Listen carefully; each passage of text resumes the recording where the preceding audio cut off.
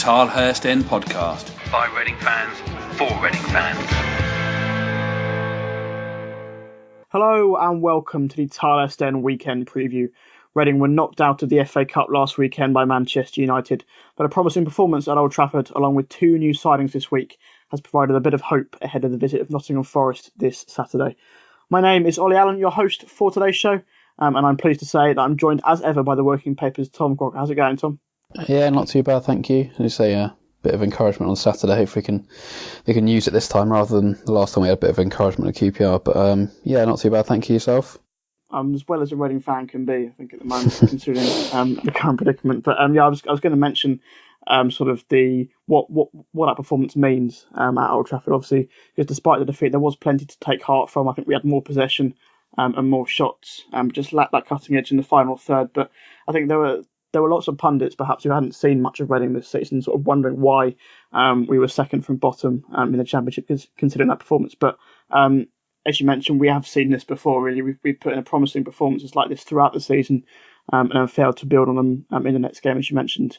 That prime example being the promising point at QPR and then followed up by that horror show against Swansea, which we lost 4-1. I think that's one of the most frustrating things for me this season, that we know this talent is in this side. We've seen them play like it on a couple of occasions, but more often than not, they just don't show it. But what needs to be done now, Tom, to sort of get that sort of consistency and take that good performance against United into this Forest game? I think it'll only come when they actually can go on and do it. As you'll see, it's good enough talking about it, and it's something I put to Gomes today in the press conference, and he sort of insisted that it will be completely different, and the Swansea game, nothing like that will ever happen again for the rest of the season. And it's that face of Reading is gone now, is what he said. Is that quote? So he seems fairly confident that it's all done and dusted now, and that they will put another good performance in. But the problem is, obviously, we've seen it before Gomes was here, that this sort of thing's happened plenty of times before, and until they actually do put two good performances back to back, it's always going to be sceptical as to whether they have really turned any sort of corner, or if it's just going to be a case of, as you were before, really. Obviously, after the Swansea game, he said the players were scared to play it in front of the home fans, and this is the first home game since then. So I think, obviously, they're going to have to start a lot better than they did in that Swansea game, and if they can just do that, then I think that will be a massive help. Try and grind out any sort of win, and hopefully that will push them on. But yeah, I think they've got to start the game well. It's obviously so easy to say that, but I think after the Swansea one, if they do go behind early on again, it could be a similar sort of story. I think Gomes has made it pretty clear to them that basically it isn't acceptable to start a game like that again, and I think a few of the players have probably suffered in terms of being out of the squad since then. So yeah, I think there's reason for optimism from what happened on Saturday. To go to Old Trafford and get 60% possession is no mean feat, really, even if they didn't really create massive chances. I think he's lacking the striker to do so, really. But plenty to be encouraged by there. At least a couple of new signings as well, and I think they just need to get off to a good start, and hopefully that will be the catalyst for a much better performance than what they produced against Swansea, because that was unacceptable, like Gomes said himself. That will definitely be key. I think the main worry for me going forward is Reading's poor form in front of goal. I mean, I really do believe actually on another day we could have got at least something from that United game, and perhaps taken it to a replay had we taken our chances. But it's just 2 goals now in the last 7 games for Reading, and just one under Jose Gomes, which was that meaningless consolation really against Swansea, scored by Callum Harriott. But if they were hoping for a bit of a weak defence to break that duck against, and Nottingham Forest sadly don't seem to be that. They have the 6th best defence in the league, and only Darren Randolph of Middlesbrough has kept more clean sheets than Forest goalkeeper Costel Pantilimon so far this season. So not the most promising stats for Reading. But we'll talk about the team news in part 3, Tom. But both Yaku Mete and John Dalibor of Arsenal sort of missed out in recent weeks through injury, and that does seem to have cost Reading. Yeah, it's interesting. I think obviously Mete, he was playing injured really for a few weeks, obviously before Gomes got here, and I think he that's probably to his detriment really. And then Budason's been carrying something for most of the season. Then I think Baldock obviously is not involved at the moment either. So that's your 3 top scorers all out of the side really in recent weeks. And I do wonder as well whether Mete's the type of striker Gomes is keen on. I think he was fit and available to play at Old Trafford, and he went for Danny Loader, just I think more technical player. I think Mete was suited more to how Paul Clement played, and perhaps Mete could end up moving back out wide maybe, or yeah, I think at the moment he's the one you would still probably rely on to score the goals if you had to pick one of them to lead the line and try and get the goals. So hopefully a fully fit Mate will make a massive difference. I think Forest, they have let in a few recently. Obviously, generally they're pretty good. I think I remember them having a couple of high scoring games recently, so I think they will be there to be got at. But yeah, like Gomes said himself, he's well aware that it's all good and well and good having possession, but you need to be scoring the goals. I think they are getting the chances, which is probably encouraging. That's the one thing you can say, they are still getting in those sort of areas like they did at Old Trafford. And yeah, I think you're fair enough. I think if they had a better strike on the day, they might have got that to a replay. Obviously, a load of goes round the keeper and misses that chance, and that's probably the big one. And I think Gomes said himself that from that Old Trafford game that they lost at 2-0, but they didn't lose any confidence from it because they went there and they've played with confidence, wanted the ball, and that's still quite a difficult thing to do when you haven't won many games or any games in the last, I think it's 11 now, that'll win. So I think this confidence is still there in the team, and if they can somehow get a goal, it might be a scrappy one probably just to get them off the mark, then I think that could make a massive difference. And hopefully having Mate and Bodvarsson, I think that'll make a massive boost as well, just to have them both in the squad even if they don't start. I mean, if it goes off someone's backside, and that doesn't really matter. I think it's just as long as it goes in the back of the net. Yeah, Forest have been involved in that 5-5 draw with Aston Villa at the end of November, and the 3-3 draw against Norwich on Boxing Day. But obviously the difference between Reading and Norwich and Villa is that Norwich and Villa both have very good attacking players and scored lots of goals themselves this season. But looking at Forest in a bit more detail then, I mentioned their good defensive record on the whole has helped them to 7th in the table, which is perhaps slightly lower than people had them down for at the start of the season, obviously after their transfer business in the summer. In terms of their form, they've actually only won one of their last 6 championship games, but that victory did come last time out against league leaders Leeds 4-2. But then a couple of games before that, they lost 1-0 to strugglers Millwall. So perhaps a bit like Reading, they are a little bit inconsistent, and that's something that Reading could capitalise on. They've actually only won 3 times away from home this season, the last of which came back in November. Yeah, absolutely. I think there was big expectation this season. Forest have been in this league for a few years now. They wanted to really push and try and go up, and I think they spent quite a lot of money, didn't they, over the summer to try and bridge that gap. 60-odd million on one player, I think. Well, yeah. I think also, I'm trying to think back to when we did our first show. I don't think either of us tipped them to go up, but I think they were tipped by most people to be up there. So I think they are 7th, which isn't too bad really. I think all that top 6 and 7 are pretty closely matched, to be honest. So they're doing okay, but yeah, inconsistent. And obviously there's been speculation about Karanka as well, and whether they're looking around for another manager. Obviously he's done pretty well here with Middlesbrough in the past, but in the Championship. But there's obviously it's not all going completely to plan now. I think that's fair to say.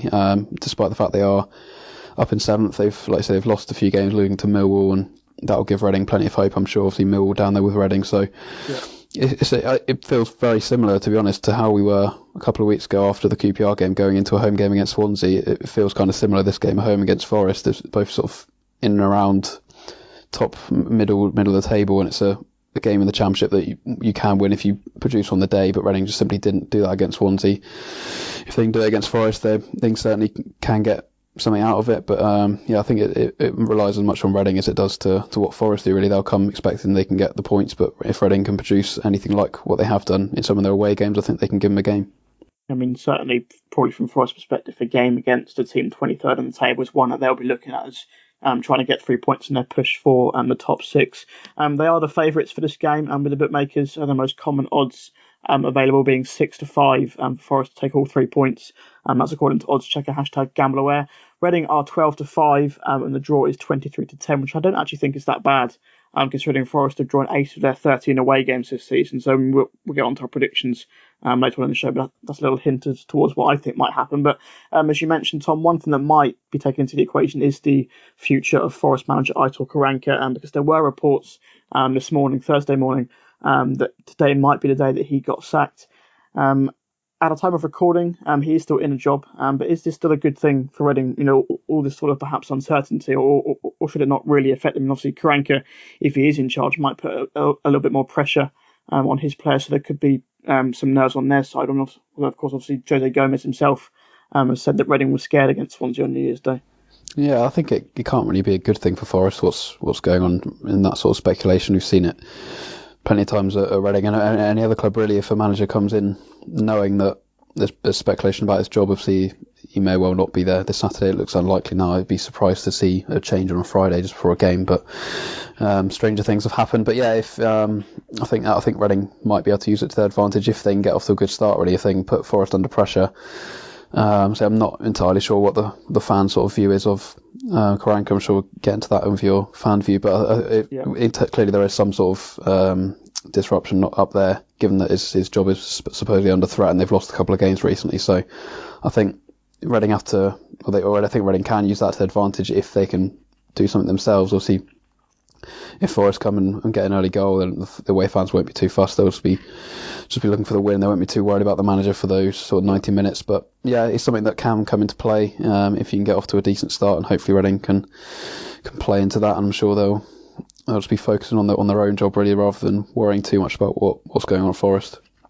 Well, not for the first time, Tom, this season. You can find me with a seamless link into part 2 of the show, and it is, of course, the view from the town and Aitor Karanka's future was a big talking point with my chat with a Forest fan.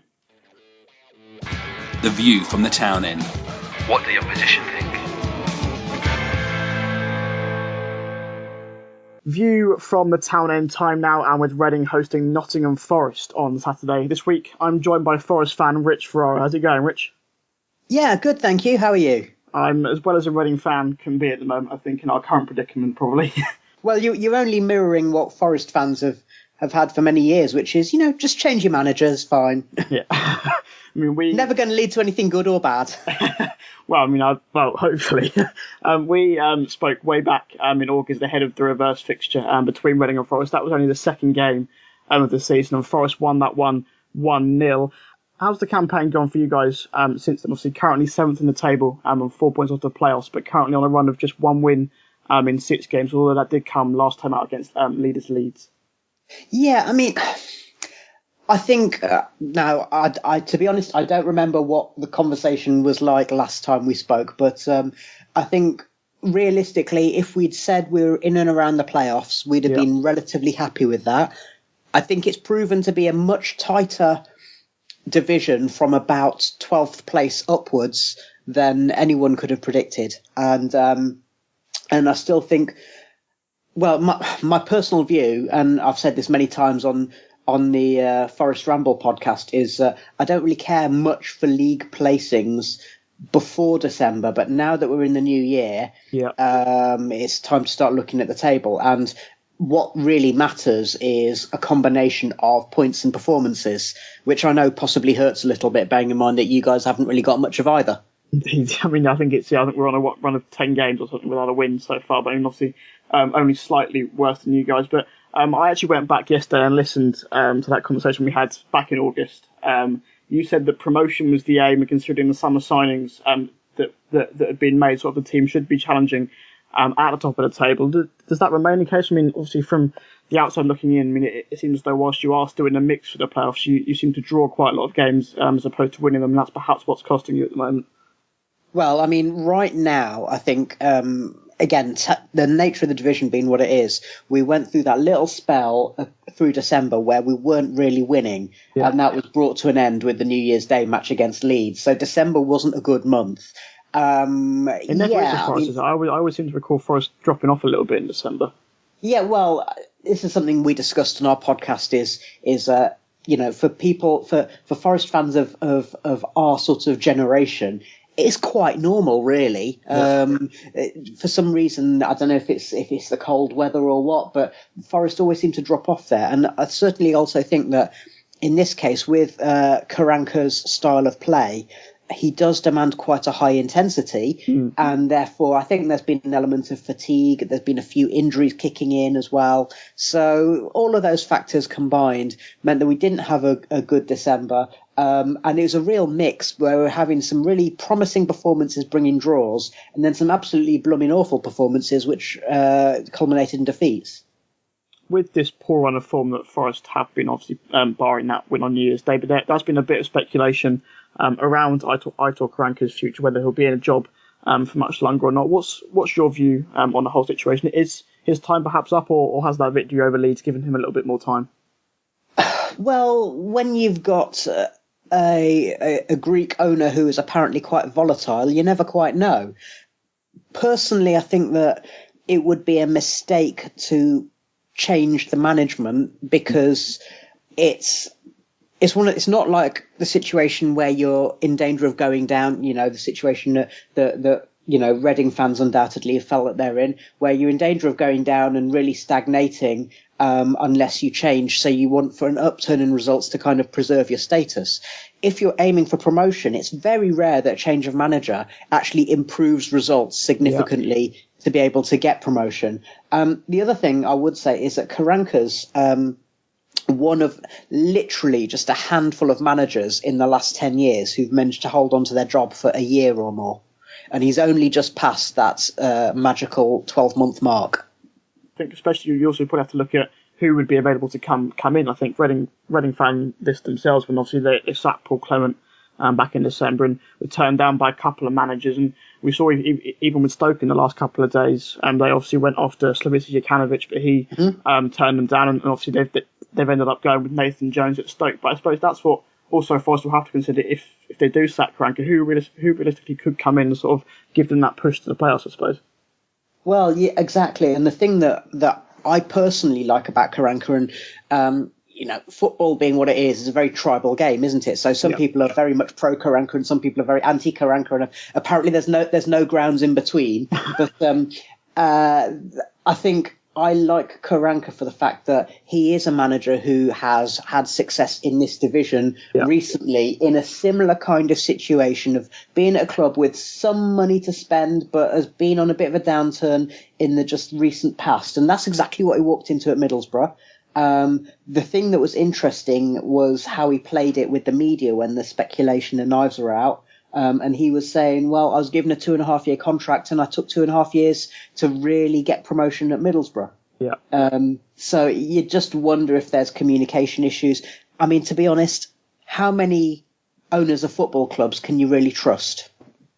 I think it's also a case of whether the owners want to give them time. I think we've seen, especially in Reading's case, whenever we've got promotion to the Premier League on the two occasions, both Steve Coppell and Brian McDermott have been given a couple of seasons to sort of build their project. And try and push towards the top flight. But it'll be interesting to see if Forest's bad form does continue, whether Karanka will be staying in a job for much longer. But from my point of view, I think if you're a club in Forest's position and you were looking to appoint a new manager, Karanka sort of would fit that mould probably, because as you say, he has won promotion from this division before. But moving on to the weekend then, what did you make of Reading back in August in that 1-0 win for Forest? Have you seen much of our season since then?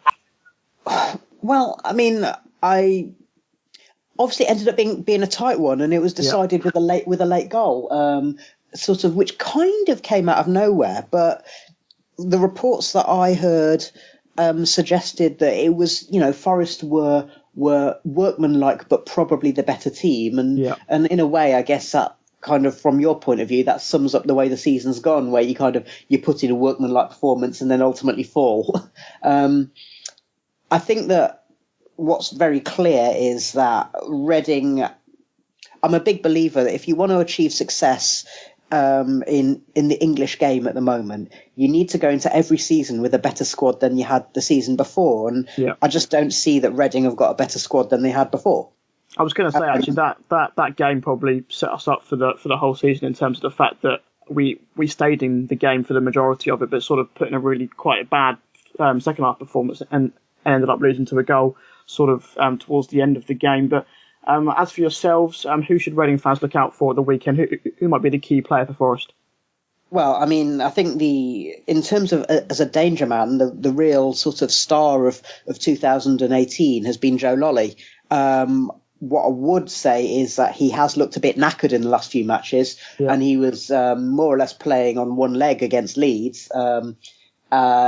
He did, however, cause Maurizio Sarri to make a tactical change when he came on against Chelsea, because Sarri was playing Eden Hazard on the left wing, and he had to make a tactical change because they needed to contain Lolly when he came on the right wing. So Lolly is a player who certainly, in terms of confidence, has been an absolute success. I think we paid something like $500,000, so he's definitely one of the signings of the year in the division. And the other thing is, if you get those situations whereby you don't deal with the second ball, defensively, then Lolly's the kind of player who can punish you either by having just, he's got a belter of a shot on him, but also he can make things as well. So he could pop the ball in for someone like Daryl Murphy or Lewis Grabban if he's fit to actually do the poacher's job as well. Finally then, Rich, how do you see the game panning out the weekend? Can I get a score prediction from you? Well, Forest are a good team away from home. We will set up with a back four. We will have probably Claudio, I was going to say Claudio Jakob and Jack Cole back in the middle of the park. It does depend upon whether we've got any more fit centre-halves, because Jakob's been having to fill in defence. So, but, nonetheless, in away matches, Forest are set up to be solid and counter-attack. So I can't see Reading getting a chance to have that many shots, and I can see it being the case that, your Lollies, your Osborns, your Matty Cashes will also aim to try and exploit any gaps when Reading as the home team are trying to press. Yep. So especially if you've got a new manager who's presumably trying to instill a new style of football, yep. I would hope that Forest will be able to exploit those gaps, and we've definitely been better away from the City Ground this season. So I've got to be looking at probably I'm going to be optimistic. I'm going to go for a 2-0 to Forest. Okay, I was looking at the stats actually earlier and seeing sort of Forest away record. I think it's 8 out of the 13 games you've drawn actually, so sort of certainly making yourselves half to beat away from home, and it is for that reason. I will say 1-1. I think both teams sort of appear to be a little bit up and down at the moment, so I'll go for a point apiece. But do you think would that draw suit Forest, or do you think really, as you mentioned earlier, it is now getting into sort of the crunch time in the season, and it is sort of now time you need to be picking up those wins to push for the top 6? Well, I think for most Forest fans, the home form has been the concern, in the sense that teams have worked out that if they come to the City Ground and park the bus, then it becomes really a war of attrition, and that's why we've lost a couple of home matches in the last month. So actually, I think the away matches are where Forest should be looking to exploit their strengths, and try and get those points away from home to keep a strong position in the division. Well, I know that Jose Gomes, Reading's new manager, has pointed out that I think he said that Reading's players were scared playing in front of their own fans on New Year's Day against Swansea. So if Forest's good away form continues, then you might well run out winners. Forest are also a club whereby opposition managers bring their teams to the City Ground, saying if you just hold them tight for 10-15 minutes at the start of the match, then the Forest fans will get on the players' backs. Yeah. We're well familiar with that, and so with that in mind, that's again what gives me a little bit of optimism in terms of what Forest can do at the Medeski. I actually think Reading fans have probably actually been fairly forgiving. I think considering Reading's form at the moment, I think that there were boos naturally after the 4-1 defeat to Swansea on New Year's Day, and attendances are decreasing, but it'll be interesting. See what happens at the weekend. But my thanks then to you, Rich, for joining me on The View from the Town End once again. All the best on Saturday and for the rest of the season. Okay, and to you. It's now time then for me and Tom to discuss Reading's team news ahead of the weekend and pick up preferred lineups for the fixture. Get social with the boys. Find them on Twitter at the Tilehurst End and facebook.com/the Tilehurst End. Welcome back to the Tilehurst End weekend preview ahead of Reading versus Nottingham Forest this Saturday. We've just been talking, Tom, about the playoff final 18 months ago, which was, I'm not sure if that was a good thing or a bad thing to be talking about in the little break, but it's incredible how it's changed in these last 18 months, isn't it? Yeah, lots obviously changed. It's been, we're just obviously going back through. A couple of the players are still here now, but you look at the team that's going to play. To be fair, quite a few of them are still here, really. It's just they don't seem to be performing anywhere near what they were. And obviously, Yap's got a new job now as well, so it seems like a fitting time to think about it. But yeah, a lot of water's passed under the bridge since then, and there's a bit of a different target on their backs at the moment now to try and haul themselves out of trouble. But it was nice to reminisce for a little bit anyway. We came full circle, as we mentioned, Michael Heffler, who missed the penalty of Huddersfield and gave Reading fans hope that we might actually be in the Premier League. But obviously Heffler now at Nottingham Forest, so nicely to come full circle ahead of this weekend's game. But moving on to the team news then, after that brief detour, what updates did Jose Gomes provide in his press conference today? Tom, obviously the defence is probably the main concern coming into this one, with Thiago Ilori being forced off through injury at Old Trafford last weekend. and John O'Shea not being fit enough to come on as his replacement, as he injured himself in the warm-up quite comedically. But Paul McShane, of course, also a long-term one injured at the back as well. Yeah, obviously the first thing is they got Tyler Blackett back from suspension, which will be a big help, just an extra body in there. Say John O'Shea, I think that's the second time this season he's injured himself without actually playing on the pitch. But yeah, that's him. He's out for the weekend now. I imagine he'll be out for a couple of weeks. Old legs. Yeah, well, I think some sort of muscle injury, I think, for him. Obviously, he played quite a few games over Christmas, so I imagine, not sure if maybe that caught up with him a little bit. But so he's probably played more, I think, than he would have expected this season, I'd imagine. Yeah, quite possibly. Obviously, with McShane being out as well, I think he's no longer injured, but he's just on rehab now, so it's going to be a little while for him. I think you put up a tweet, he played 4 times in the whole of, since January last year. It's incredible, really. Missed last season as well. But Laurie should be fine. I think he's been training this week. He obviously came off at half-time at Old Trafford, played on for a little bit. He landed quite heavily after a collision with Lukaku and couldn't carry on, but he sounds like he's going to be fine to play, which is very handy. Obviously, he's been linked with a move away, but I think he'll obviously be here this weekend. Then in terms of other players, Bakuna back from suspension as well. And then you've got the new signings, Baker and Jari are available, and Bodvarsson should be available as well. He missed Old Trafford with following up. I think he had a back injury he missed with before. It's a niggle with his previous injury, but I think he should be okay to be in the squad. And then I think it's just 2 I can think of now. Saeed Satalai and Jordan Abita still out, as well as O'Shea, unless it's any more. I can't remember. But the injury list seemed to have come down a bit, so it's just going to be a case of who gets in the squad now, because there's still too many players ready to fit them all in. But there's been a few options for Gomes to choose from, I think.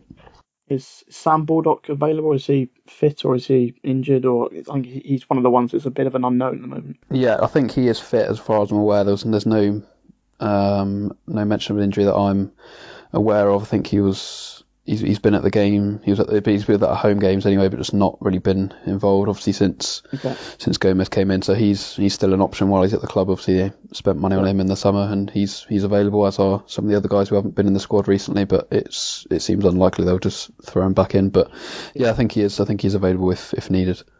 Okay, yeah. I mean, the squad is slowly but surely getting smaller. A couple of departures in the past week. Dave Edwards going to Shrewsbury, Pella Clement joining Yap Stam at PC Zwolle. So what would your team be for Saturday then, Tom? I think Reading played well at Old Trafford, but I've still got 4 changes from it, which possibly a bit harsh. I mean, I'd bring Blackett back in for Richards at left back. I think that would be just a bit more of a solid option at the left back at the moment. Richards obviously gave away that penalty at Old Trafford, recovered quite well, but I'd go with Blackett, and then 3 other changes as well. So through the team, I'd stick with Yukola in goal. Back 4, Yardol, Milori, Moore and Blackett. And then midfield, I'd go with Rinomota and Kelly. I think obviously Rinomota's one of the first names on the sheet at the moment, and I think Liam Kelly played well at Old Trafford. I think first real chance for Gomes to see him. I think he quite like what he saw there. And then the front forwards where it really sort of changes a bit. I think Harriet has nailed down his spot now, played well again, which is remarkable. Already a couple of weeks ago, I wouldn't have thought that, but he seems to be first in there. And then the rest of them, Aluko came on at half time, and I would have him in the team actually. I think I'd have him in the team at number 10 ahead of John Swift. I think he came on and did well. I'd stick with Barrow on the left. That's a tough call who to play on the left at the moment, but I'd go with Barrow and then bring Mate back in up front. I think Daniel Loder's struggled a little bit. Just doesn't really look like scoring at the moment. Mate seems like I said earlier, the man to score the goal, so I think I'd go with Mate and Barrow from the left. But yeah, it's tricky those last couple, because there's I think a few players not in the best of form, but yeah, I think I'd go with Barrow and Mate as the final 2. I've gone with a fairly similar team, except for in that midfield. I think I've gone with Yukola and goal. I mean, I'm still not fully convinced by his distribution in the system, but I think it is good to finally have some sort of consistency between the sticks after chopping and changing goalkeepers earlier in the season. Yeardon, Moore, Ilori and Blackett, the same as you for the back 4. I think Omar Richards hasn't done quite enough to convince me that he's ready for the Championship just yet. I mean, obviously Chris Gunter could come back in there as well. He's fully fit. I've gone with Andy Rinomota, naturally, and new signing Lewis Baker just in front of the defence. A point we'll talk about in just a second. Callum Harriott, John Swift and Danny Loder in that attacking three. I think I'm quite excited to see what Lewis Baker and John Swift can do together. They had a very good connection in the Chelsea Academy, and there's been a bit of hype surrounding those two. So hopefully if they can link up together they might be able to create a few goals for Reading. And Danny Loader, obviously, he had that chance at Old Trafford last weekend. He probably should have scored, but I think for me, he still had one of his best games in a Reading shirt. I think I'm probably in the minority in saying that, but I actually think he drove at the United defence very well and showed quite a lot of promise. And obviously, yes, he needs that composure in front of goal, but that's why I've gone with Yaku Mate to sort of fulfil that duty up front on his own. But as I say, that main difference, in opinion, between us does come in the midfield, and obviously that conundrum in the middle of the park has been made even harder for Jose Gomes this week with the arrivals of Ovie Ejaria and Lewis Baker from Liverpool and Chelsea respectively. I mean, do you think Gomes will ease these two into the team straight away, Tom, or do you think he might sort of give them a little sub-appearances first? Or obviously he's brought these guys in as players who fit his style of play, but it is becoming a very crowded midfield now. We've mentioned 5 or 6 options already, and we haven't even mentioned the likes of Leandro Bacuna, who's back from suspension, and Ryan East, of course, who was on the bench against United last weekend. Yeah, I think obviously Baker is one, or both of them really. They cut. I think Ejaria cut his shortest deal at Rangers, loan deal, and Baker came back early from Leeds, and they're going to all be starting games. Particularly Baker, obviously didn't start too many games at Leeds, so he's going to want to come to start. But he only joined training on Thursday, so I do wonder if it may be too soon for him. Obviously, they're both sort of fully fit. They've been playing regularly, so if the manager did want to use him, I'm sure he could do. I think the way Reading played at Man United, I think Kelly deserves to keep a spot in there. But yeah, there is sort of, Gomez said when he joined he wanted 2 players per position. I think there is really 6 there now that you can interchange. I think obviously you've got Renamoto and Bacuna. You'd say they were the most similar. Probably you wouldn't imagine they've both played together very often, maybe in the way he tries to play. And then you obviously got Kelly and Baker, like we said, and you've also got Swift and Ejaria, and also I've put Aluko at number 10. So there's a lot of people in there to play those positions. So it's going to be very interesting. So I don't think they can all even fit on the bench. So I think one or two is going to have to miss out. Obviously Swift gave the ball away for that goal at Old Trafford, but I think generally he's done quite well since Gomez came in. But yeah, it's going to be, he's going to have to use these. The point is bringing in these 2 loan signings and not using them. It's I'm sure he's brought them in to, even if it's just to give a bit of a boost to get these guys that are here to play a bit better. Maybe that's the main reason. But I think they'll have plenty of minutes. Obviously, there's only sort of 1 game a week at the moment as well, so it's a bit more difficult to ease them in maybe. But yeah, I would imagine they'll both be in the squad on Saturday. But I would personally think probably both off the bench and stick with Kelly after he played quite well at Old Trafford. Yeah. I think Baker especially needs those minutes. I think we've seen he's not impressed that much at either Leeds or at Middlesbrough his loan spells over the last couple of years, but he really, really impressed at Vitesse over in Holland when he got regular minutes for them and scored quite a few goals. But I was going to talk about now, where does all of this leave Sonny Aluko? I mean, you've picked him in your team, and I never thought I'd be doing this, but I will stick up for him a little bit here. But I mean, he has shown glimpses in these first few games under Jose Gomes. Take from that what you will, whether he's just trying to impress the new manager or not. But we've seen signs from him, of the player that Reading probably thought they were getting, when they signed him for £7.5 million 18 months ago. And Gomes has played him as a number 10, as you mentioned, which some might say is his more natural position. And there's been a bit of spark in him, really. But I mean, not for a minute am I saying that he's fully redeemed himself. But with the signings of Ejaria and Baker, I mean, I fear a little bit that Luka might be pushed back out wide, and that for me is not his best position. No, I think that's fair. He was someone that we spoke about today at the press conference, actually, Luko. Gomez said that, I think he said his football food is to have the ball at his feet, which is an interesting phrase he used, but basically means not running up and down the wing. So he wants to use him more centrally, or he said basically if he plays in the wing, he needs to be allowed to come inside and get the ball in the middle. So there's an interesting moment actually at Old Trafford. I think Aluko lost the ball and sort of stopped in his tracks, if you like. He was playing, I think, on the right at that point, and I saw Gomez scream at him, and he suddenly tracked back as quick as he could. So I think he's pretty keen to impress. I think he must. He's such a confidence player, Aluko, so he must do so well in training, because every new manager that comes in picks him. So he must show so much, and then it just gets to the match. Then it doesn't seem to obviously happen for him. It has done the last few weeks. I think he's really good at QPR, again in the middle. Old Trafford obviously played a few good balls in and around in the middle, and as well I think he can play from the right. I don't know, maybe even use him as a false nine up front. I'm not sure. I don't know if we want to go down that route, but yeah, obviously, if we want, considering 3 goals for Reading so far, Sonny. Well, exactly. Obviously, it's none of the strikers, like you say, have been scoring recently. So, right, true, yeah.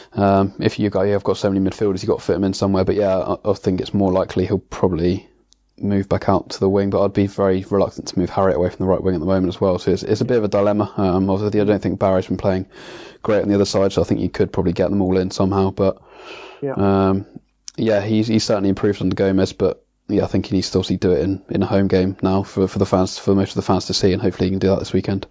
No Josh Sims to pick from anymore. I know, it's very sad. Yeah, return to Southampton, but a couple of players we won't be seeing. Well, probably won't be seeing for the considerable future. Reported being placed on the transfer list in the last couple of weeks. Vito Mannone has come out with some pretty scathing comments really about his treatment.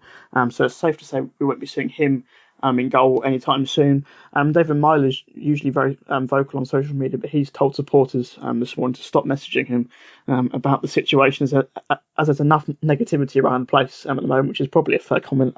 Paul McShane has denied the reports last night that he's been transfer listed, saying he's still committed to the club and has sort of struggled with injury over the last year or so. So that puts that one to bed. And then Mark McNulty is the other one who we've not heard much from so far. But how is Gomes managing this situation, Tom? Because ultimately he does have to get rid of these players this month, but equally he needs to keep team morale high as well. Yeah, it's interesting. We obviously get a player as well as the manager on press conference. We spoke with Andy Okola today, and he was sort of saying the little changes that Gomes has been bringing in. It's no phones at meal times and sort of talking to each other more and trying to get that. Sounds very Fabio Capello-esque. Wow, I'm sure it probably goes on quite a lot of places you'd imagine, but he made a point of it, so it obviously wasn't going on before. No. And just the way that they're sort of interacting more and trying to become more of a team unit, but obviously it's so difficult because there's so many players in that squad that I think obviously a few of them know that they're going to have to move on, and I think one sign of that is by Gomes hasn't picked some of them for any of his squads yet, so it's up to them. Obviously there's no obligation for them to move. They can sit around if they want to and not play and get paid, but I think you look at it and perhaps the only way to ensure they move on maybe is to a bit of tough love, if you like. Obviously it doesn't go down well with everyone, and you can see obviously some of Mannone's comments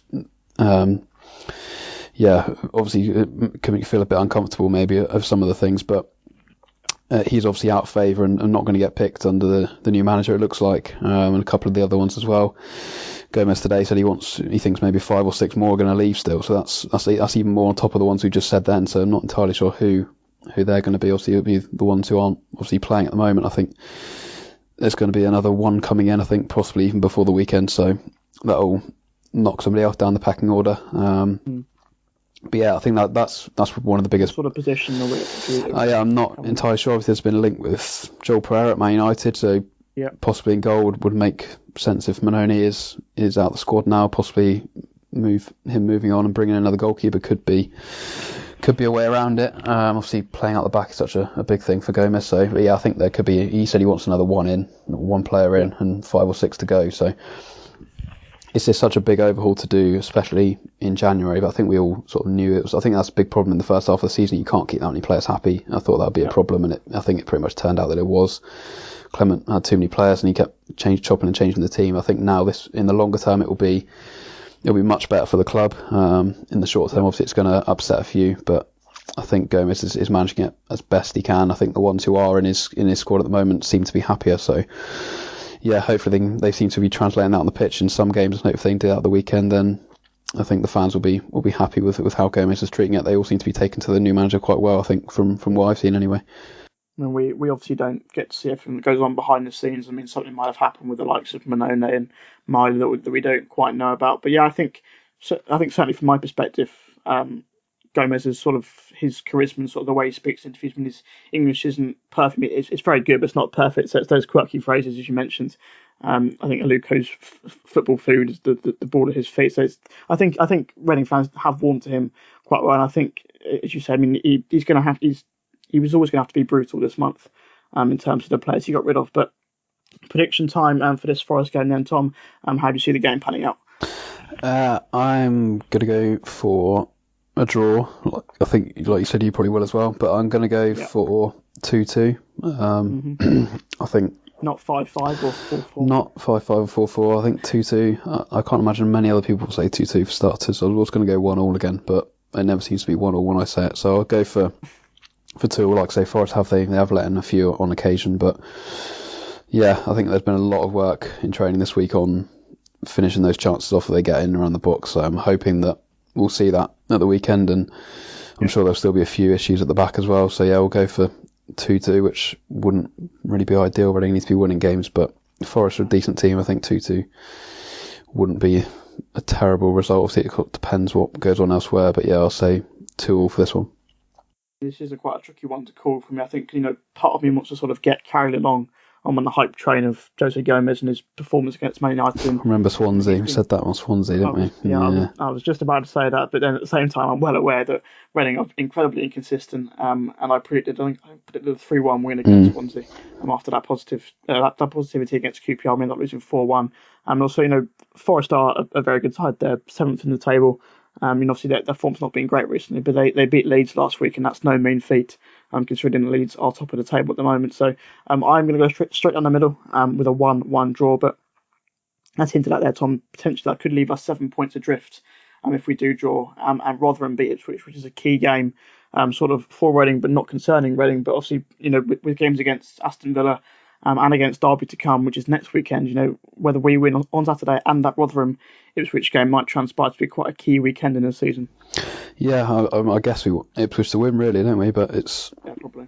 The games Reading have got coming up are particularly difficult ones. So yeah, they could end up going more than 5 points behind before they start clawing it back, which is a bit of a worry, really. But hopefully get the win against Forest and start pushing on and play like they did at Old Trafford. I'm sure they'll have a chance. Just got to hopefully have 2 good performances back to back before they start thinking about 2 wins back to back.